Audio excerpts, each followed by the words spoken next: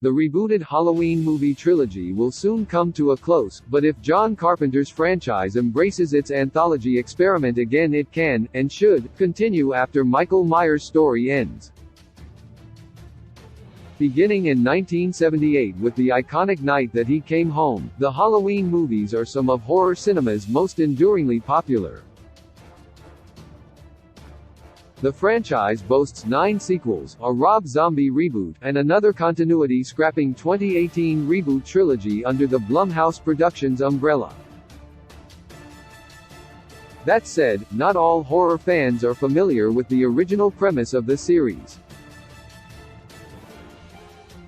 When Halloween, originally titled The Babysitter Murders, proved to be a surprise smash hit upon release, the film's producers were quick to put together a sloppy sequel in the form of the sillier, gorier Halloween 2.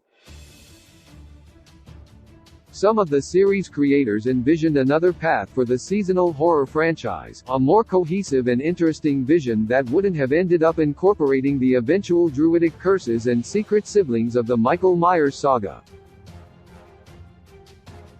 Carpenter and his co-producer Deborah Hill proposed using the Halloween mantle to produce new, original horror movies with different premises, each of which would be united by their setting, Halloween Night. The pair wanted to utilize the recognizable brand to launch an anthology series of full-length horror movies. Such an experiment had never been attempted at the time of Halloween's release, and the fact that the sequel followed directly from the first movie narrowed its chance of success. But the real death knell for this proposal was the undeserved failure of Halloween 3: Season of the Witch.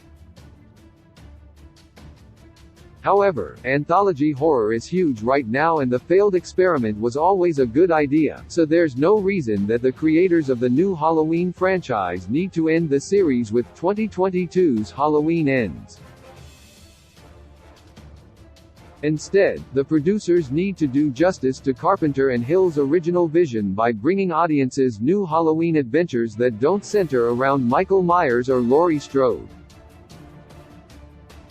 Halloween 3 was an underrated classic, the only franchise installment that doesn't involve masked murderer Michael Myers. 1982's Halloween 3: Season of the Witch is an underrated outing, even winning the high praise of being amongst American Psycho author Bret Easton Ellis' favorite horror movies. The film is a gory, surreal story of a mask-making madman who hopes to use children's Halloween masks, along with Celtic witchcraft and a magic stone, to kill countless kids by turning their skulls into an assortment of creepy crawlies and snakes through a television ad. The cult classic Halloween 3 is an utterly insane film, and one that shows just how much creative freedom filmmakers who were handed the Halloween franchise mantle could have had in another world. The general premise of using the Halloween franchise for various, thematically related Halloween horrors couldn't have been put to better use than in this creepy, unsettling, and genuinely clever satirical horror.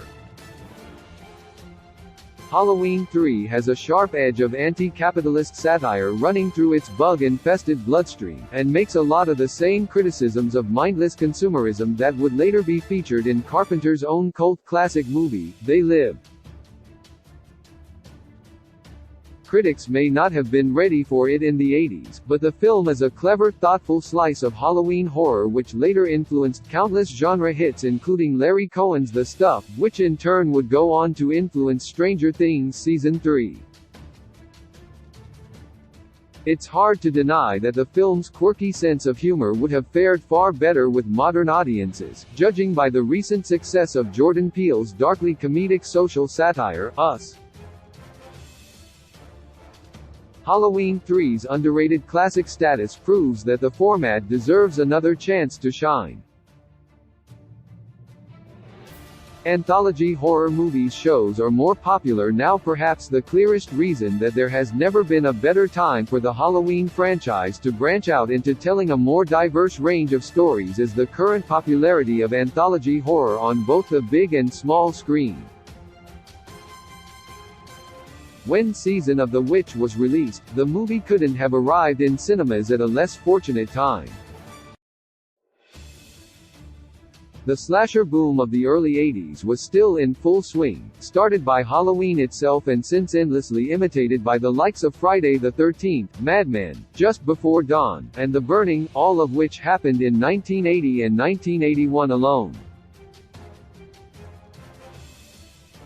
Anthology horror proved popular with audiences in the form of George A. Romero's Creepshow in 1982, but that was a single movie that featured numerous short horror stories rather than multiple, otherwise unrelated movies being released under the same Halloween banner.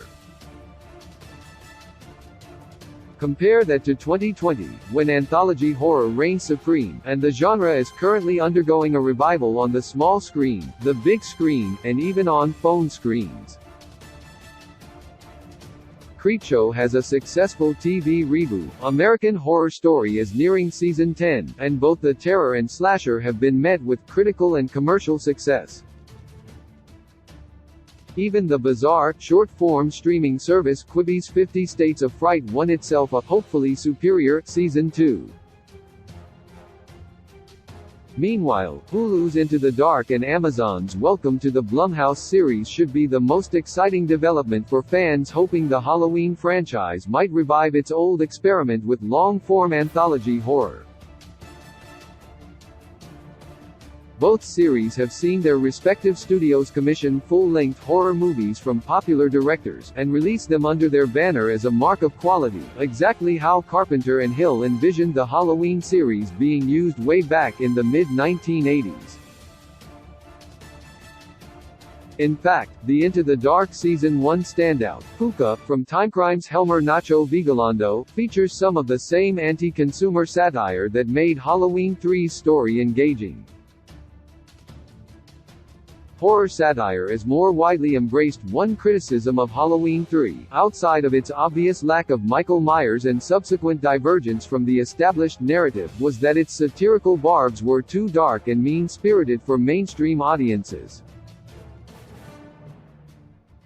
It's a theme which recurs throughout reviews of the movie from its original release, with critics complaining that the anti-consumerist satire is clever and effective, but will be lost on crowds expecting popcorn horror.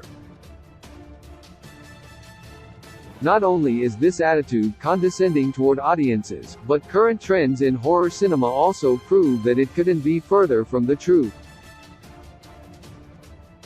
The massive crossover success of horror satires such as Jordan Peele's Best Picture-nominated Get Out, Netflix 2020 release, Vampires vs. the Bronx, and 2019's Ready or Not, as well as the smaller-scale indie successes of 2018's Slice and 2017's Tragedy Girls, are compelling evidence that audiences are clamoring for socially conscious, clever horror movies that engage with real-life social and cultural issues.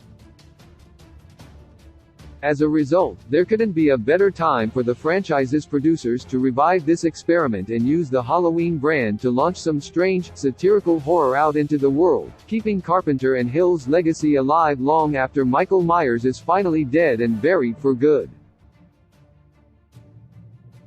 Key release dates: Halloween 2 release date, the 15th of October 2021. Halloween 3 release date, the 14th of October 2022.